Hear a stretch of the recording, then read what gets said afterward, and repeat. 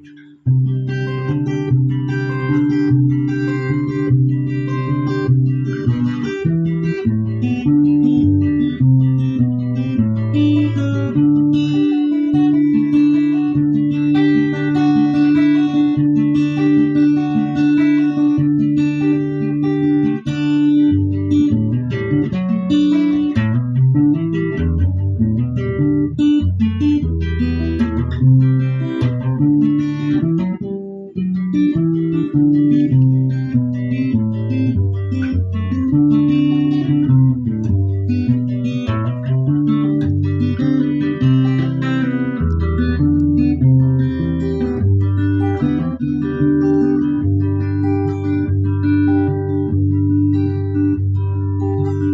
que llevo en la boca el sabor ha vencido, procura tener a la mano un amigo que cuide tu frente y tu voz,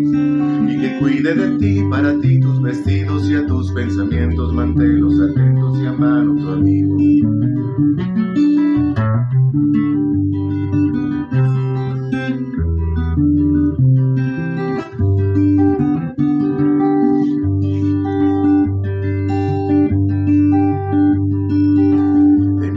De verte morderte los labios de preocupación, es hoy tan necesaria como verte siempre, como andar siguiéndote con la cabeza en la imaginación. Porque sabes, y si no lo sabes no importa, yo sé lo que siento, yo sé lo que cortan después unos labios,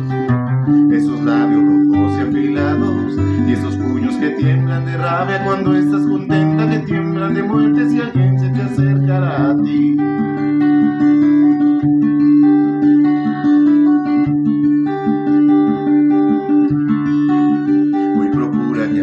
Ventana que mira a la calle en tu cuarto se tenga cerrada, porque no vaya a ser yo el viento de la noche te mide, recorra la piel con mi aliento y hasta te acaricia y te deje dormir,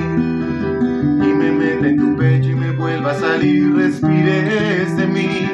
o me vuelvo una estrella y te estrelle en mis rayos, y todo por no hacerme un poco de caso, ten miedo de mayo